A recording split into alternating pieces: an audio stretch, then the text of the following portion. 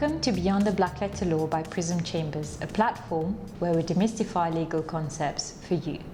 Today we sit down with Hélène Echevin, CEO of Self Healthcare.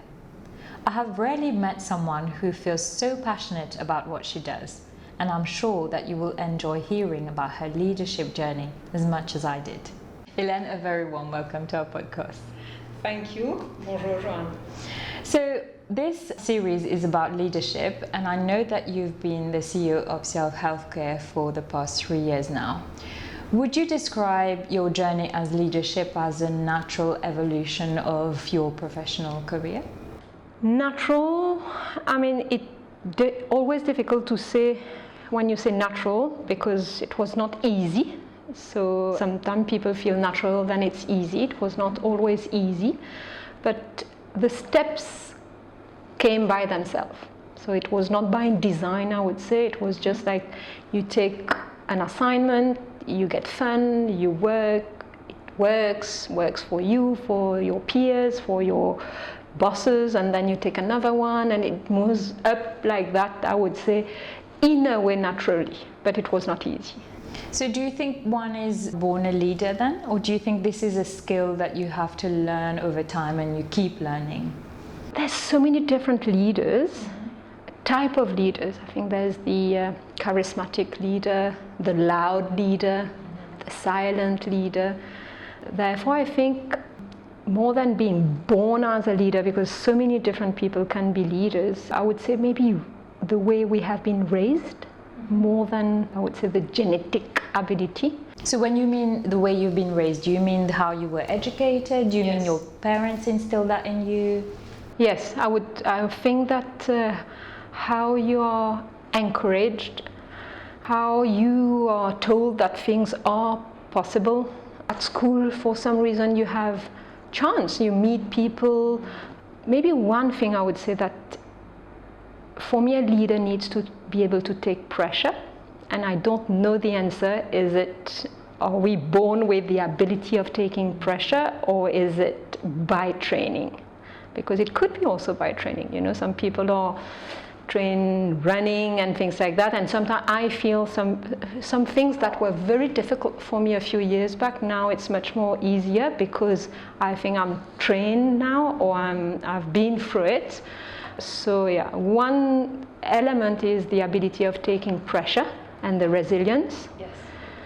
And yes, so this could be kind of a gift when you are born, yeah, maybe. I agree with that. And would you describe yourself as the kind of person who thrives with pressure? I know that it sounds cliche, and my colleagues often make fun of me because I say that I don't like doing work unless I know it's due in half an hour. So I naturally thrive under pressure, but I know, it's not obviously a magic formula.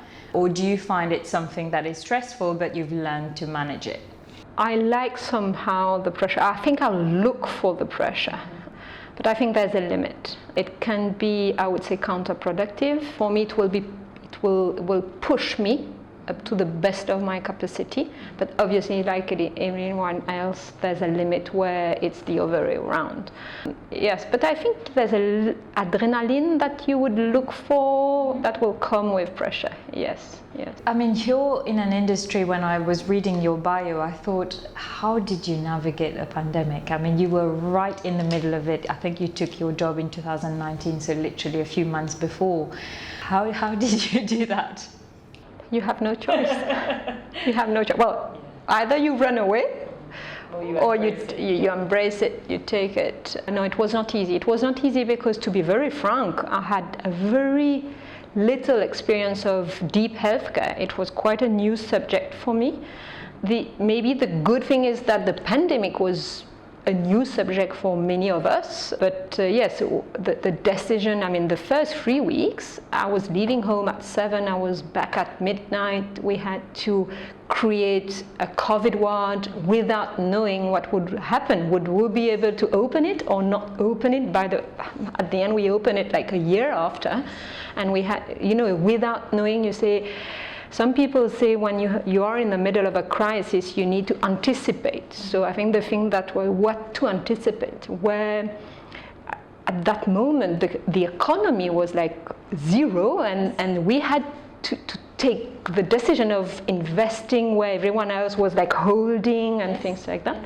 But you have a team, you have people around, and you are never by yourself. And there's an energy, and you have a responsibility. I think, we had that sentiment that we are responsible. We are responsible for the patient we are generally caring for. We cannot run away when the crisis is there. Yes. So and especially when you're running hospitals. Yes, there is non-urgent care, but there's also urgent care that people don't stop having serious health issues, whether or not there's COVID. So how did you? I guess you mentioned something that was quite interesting about the decision making. Do you think a good leader is one who's able to just get on with it and take decisions quickly at times like these in deep crisis? I think there's a form of courage in leadership, and because it's not always easy to take a decision, and you will miss it some time, and you need to live with the consequence, and that's about also your ability to say, okay, maybe I'll take the wrong one, but I need to take a decision. And there's a form of courage, but again, you feel you are alone sometimes, but you are never really alone. In the case of the pandemic, we have like wonderful doctors around us, nurses that were willing to take the risk, because people were fearing for their own lives. At the beginning, imagine. You had no idea, there was no medicine, no solution, so you didn't know whether if you go to work today, whether you might catch COVID and die tomorrow. And then there's I would say someone like me, it's about myself, but then there's a family behind. There's a husband, there's kids, so can you take the risk for you and for your family, where it starts, where it stops? And then you see the different people nature, the one who will go through it, the one who are scared, and you can't, they are scared. You can talk, you can explain, but when it's deeply inside, it's so emotional, sometimes you can't do anything. So we had to convince so much the staff, we will take care of you. We had to buy, at that time, all the PPPs. Yes. Some people were like astronauts. I don't know if you remember that you have the images in mind. Yeah. No, it was hectic time. But we had the doctors, we had the staff that was saying, okay, let's go for it. Mm-hmm. So you're never really alone. I guess it also highlighted the importance of having a great team around you, because you can't be a leader by yourself. I think you mentioned before that there's over 2,000 employees or so. Yes, in Mauritius we are around 1,800, and then we have the team in Uganda. But yes, most of the pressure was, I would say, in Mauritius, because it was direct pressure. In Uganda, I was more remote and we couldn't travel at that time. But yes, the people around, sometimes someone will say, let's do it, and it gives you the energy and the and the push, and it's easier finally when you have people behind you that support you. And Did you feel that this was something that when you took up the job 3 years ago, that you had to build your team, or did you inherit a team that were naturally gifted as leaders in their own kind of separate sectors? A bit of both, I would say, because we are, maybe Dane, for the people that know the Mauritian context, we have Dane and Welkin, used to be Apollo. And they have been there around for many years, different style, yes. But they were there and they were good. So it's a chance to have like two good, I would say, hospitals. At the same time, they were enemies. And then suddenly you tell them you need to be brothers and sisters, and that's to work together. You need to work together and things like that. So that was it's a chance for having all these people around, but maybe my close team, because there were change in the management of the clinic, because one was used to be with Fortis India and the other one was with Apollo India, and then this stopped and we had to recreate our team. And this has been a very interesting, I would say, from intellectual even way of thinking of it, because we had to recreate the core team of who is today my executive team. I mean, there's two people like Tina and Clive, but Tina has been around for quite a while, but then Clive for 5 years, but all the others, I mean, we are like 2 years, 3 years, and without necessarily the deep knowledge, and it's very interesting. It's good, because then you can recreate the future together, you can reset the values and where you want to go and how you want to work, and at the same time you don't know each other. So when one smiles, you don't know what it means. and you know, I mean, colleagues, with time you learn how to work together. You know when someone is not in a good day, someone is a bad day. So that was like very new for everyone. But slowly we are really gluing this team together, and it's a good feeling. Actually, it was not easy, but it's a good feeling. When it works, it's good. No, that's wonderful. And especially, I mean, you talked about having deep knowledge, and what I also found fascinating about your bio is that you actually come from an engineering background. You didn't train as a doctor. So do you think to be a leader in an industry, you have to have the background from that industry, or actually doesn't really matter so long as you surround yourself with the right people to do the right job? You're here as their leader, but the CEO of hospital group doesn't have to be a doctor. Doesn't have. I mean, that's I'm the example, but there's so many examples. Like you see that, in fact, most of hospital managers and leaders are not doctors. But I would think that there's some mandatory beliefs or values that needs to be yours if you want to be in that industry. For example, the quality. Mm-hmm. You need to be passionate about it, about the principle of quality, you know, of setting protocols, setting procedures, checking, auditing, and things like that. And my team will say, but Hélène, you're talking about checking, auditing. I say, but at least this is the common factor, because I used to be in the food industry, mm-hmm. where all these quality aspects are... To be very precise. Yes, very precise. And I think that's the common theme. If you don't like it, and then I would say it might be difficult for you to become a leader of such an industry if you don't, I would say, embrace the fundamentals. And the fundamentals will be quality, customer care. In our jargon, it's patient care. Now we have started a journey, you know, I mean, it's not as if we have achieved where we want to be, but we are working hard to improve every day. It's not always easy, 1,800 employees, to change the mindset, the culture, the values. And you like it? Yeah, no, I think I agree with you that you have to be passionate, because, and I completely emphasize with you with the stress on quality, because you're in a sector where we're talking about life and death. It's not, you know, just any other industry where it doesn't really matter if something goes wrong. Talking about the pandemic again, did you feel at one point, I mean, the stress, particularly after the first lockdown, the stress on the people affected their mental well-being? And if so, as a leader, how do you lift your people out of that?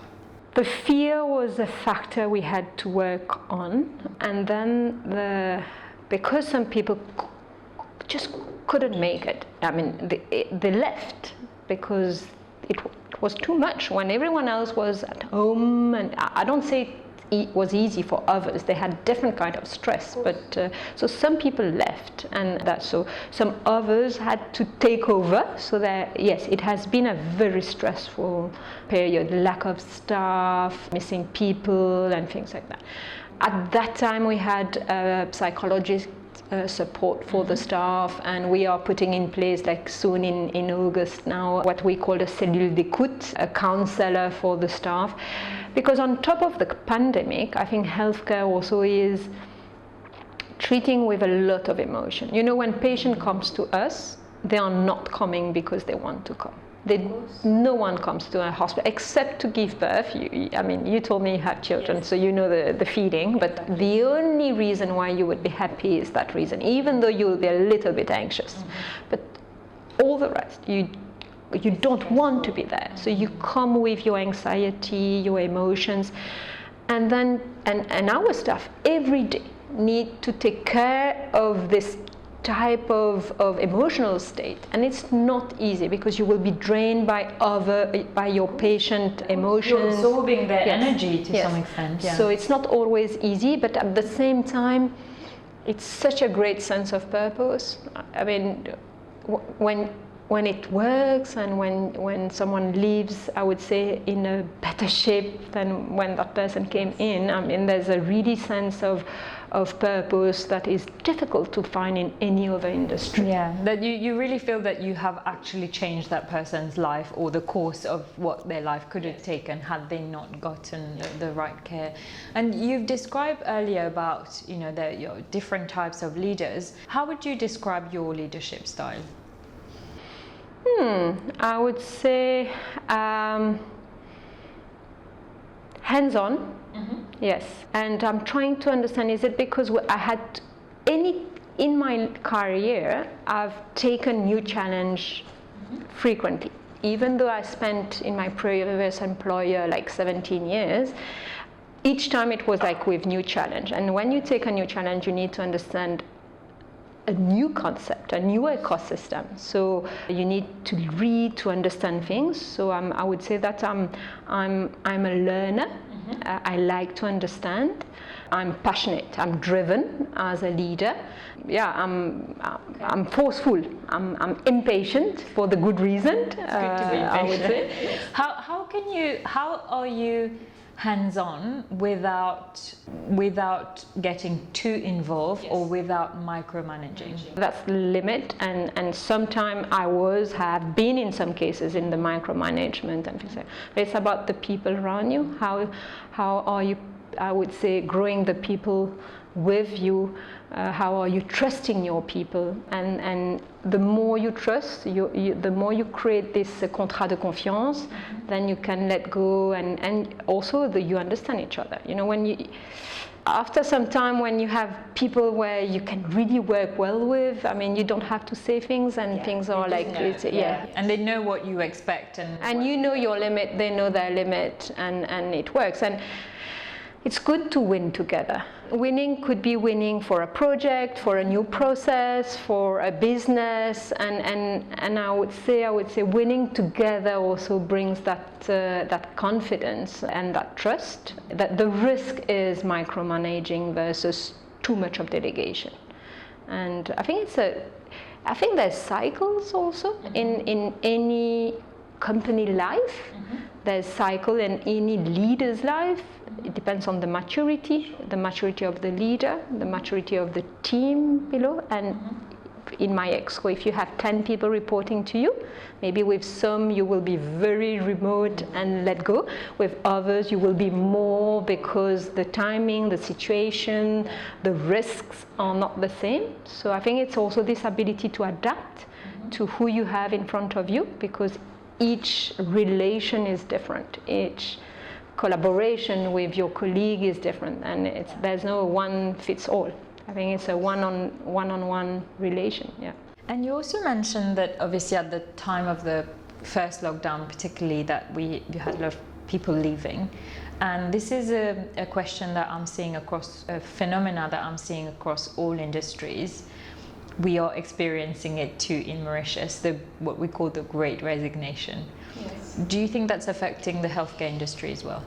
I think during the crisis, apart from the one who was scared, I really think the others had this great sense of responsibility. And despite it was tough, I can tell you it was tough. They stepped up. Yes, they stayed, because I think everyone realized, I mean, we have a duty in a way. Now that it's behind, and some of them have been tired, it will be interesting to see what will happen in the coming month or years. But I do feel that some people say, enough, I just want to change my life and do something else. For the time being, I would say I haven't seen like a mass exodus. Yes, but as elsewhere, because I see my colleagues, CEOs, and they are talking about it. In some fields, people are kind of there are a lot of resignation, more than before. It can be a cycle. But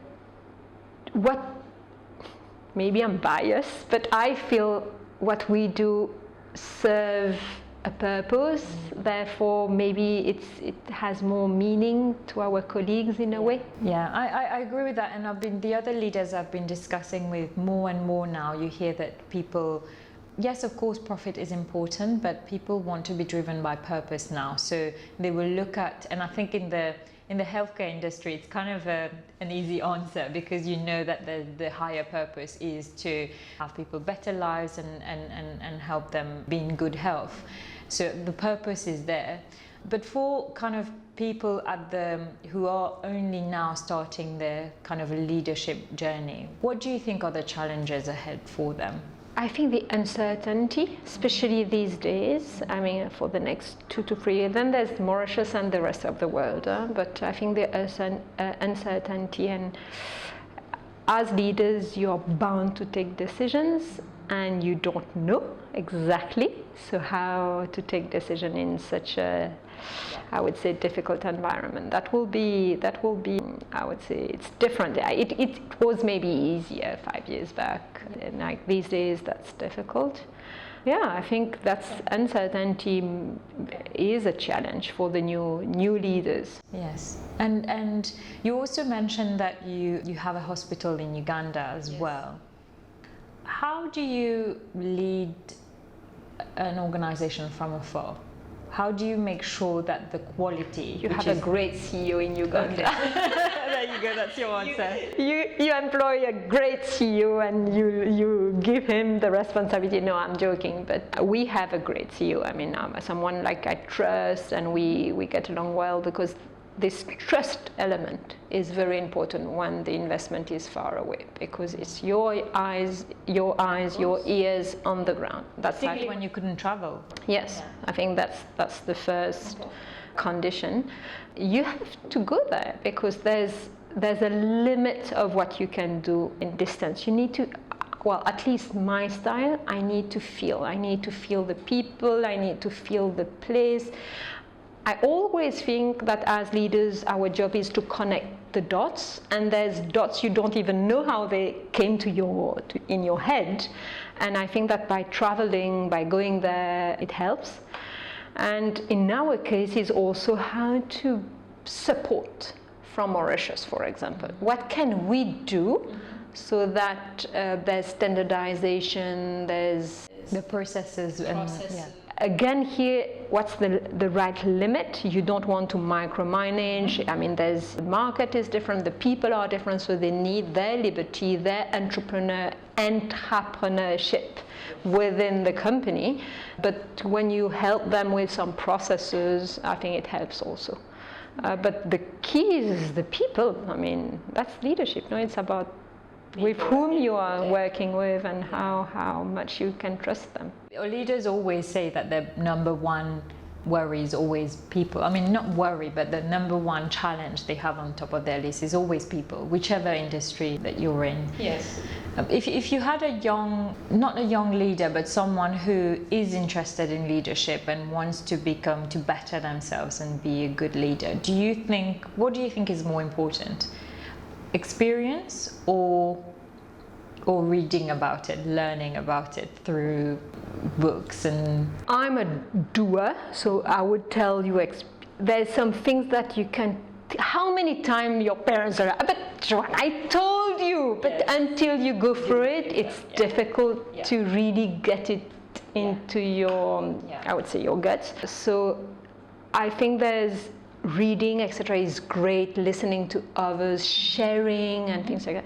But there's things that you need to go through. There's experience that will change you for the better, I hope. And also I always say, age, time, I mean, it's okay. It's okay. There's things that with time you are getting better. It's like the good wine, you know. I mean, some things needs a little bit of time. I think I really do believe that it's a journey in the sense that you never stop learning. I think this is, as a leader, you don't stop learning at 40 or 50 years old and say, I've learned everything there is to learn. I think you keep on learning throughout your journey as a leader. You get wiser.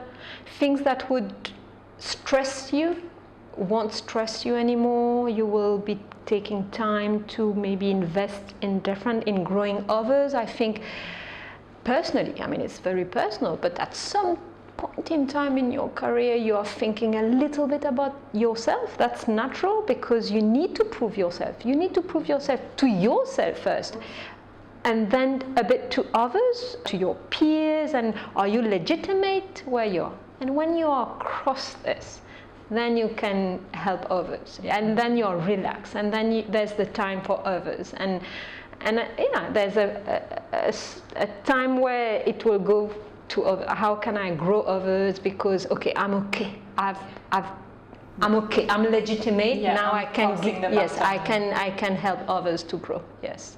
Did you ever have and it's a phenomenon that mostly women experience. Did you ever have imposter syndrome? Of course. Still now, I mean, obviously, and that's difficult, and it's difficult for if you ask my team, when I start to get stressed on something, sometimes it's that imposter syndrome thing. I'm stressful, but I'm doubting, and then I was sharing with you just before we were chatting, like you will ask for free reports, and when you feel relaxed, one report you'll go for it and you say okay and you get it. But when you're insecure, you have tendency to overcheck because you're not too sure. And but okay, and this is also what I like with getting older, I would say, in the role of a leader. And that's my advice is take your time. It's okay. It's better and better. Yeah. It's easier and easier. Yeah. And everything has, in the end, everything has a solution in the end. It might take some time to get there and go through some up and down, but you will get there. Was gender ever an issue in your leadership journey? Not like something that I saw as a problem. It could have been an interest, sorry, I'm not sure it's the right English word, but not something that I was conscious for. I mean, I had great bosses throughout my career, I would say, and I never felt that this was a problem at all, never. Now, did I do things by blocking myself? I don't know how to say again in English, maybe, but okay. Other things like I say to my friends sometimes, I think that women maybe don't like to go out like men does. I mean, do you know the whiskey in the? I was telling that in golf on Saturdays. Yes, because we still have the kids, and that's a reality, and we still have this pressure, and we want to go back home, and how do you manage this? Because traditionally, some decisions, some talks, some information are obtained in those social events, and I think maybe sometimes women are less social animal in that kind of the aspect of their jobs. But when you understand that, you try to compensate and say, okay, I need this information, I need to be aware, so how do I do? Last question for you, Hélène, and again, I am asking that of male speakers as well, so it's not because you're a woman. How do you balance you being a leader at work and you being a leader at home?